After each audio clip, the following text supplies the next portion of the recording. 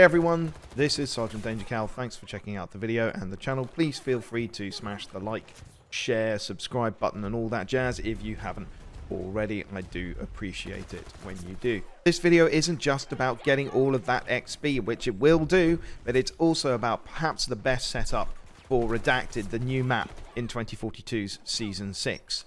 This close-in, infantry-only map is full of focused chaos, smoke, fire and flying bullets. So let's get on to the build, and it won't take a genius to work out that the specialist I've chosen is Paik, and this is for a few reasons.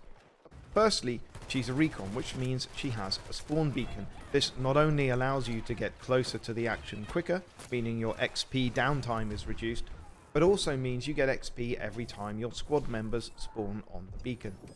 Just remember to replace it each time you spawn, as it only has a few spawns before self-destruct. Secondly, she has the very useful Eagle Eye trait, which means anyone damaged by you is then spotted by you and crucially for your team, which is better than Rao's acquisition trait. This means that anyone you damage becomes a spot and an assist should anyone kill them, which is of course an XP goldmine. Thirdly, and somewhat obviously, her specialist trait, the EMG-X scanner or wallhack, allows you to see enemy through smoke, which is really useful on pushes and ambushes. In terms of guns, I always say choose what works best for your playstyle.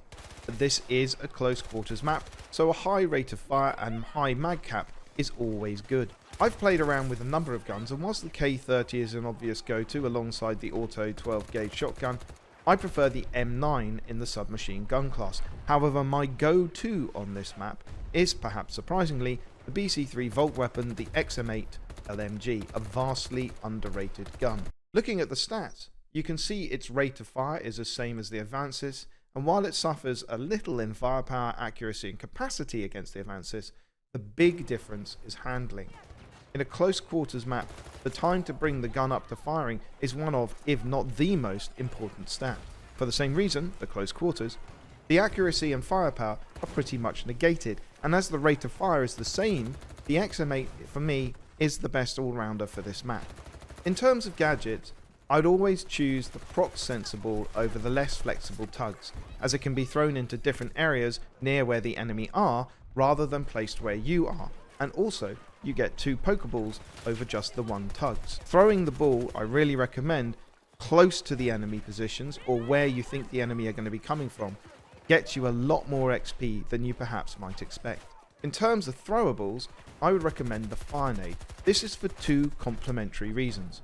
Firstly, the area affected is quite wide and also lasts a fair while compared to a standard frag grenade, which means it can damage a wider range of people, which leans into the second reason I mentioned above for choosing Paik. When you damage people, it spots them for you, but also the team, and that can lead to a lot of XP both in spots and assists. In terms of the handgun, I'd just say use what you find easiest to control. Well, that's it for this video. Let me know in the comments how this build goes for you, and share your results to my Twitter at Sergeant Danger Cal. Until then, stay Wagyu legendaries, and I'll see you on the battlefield.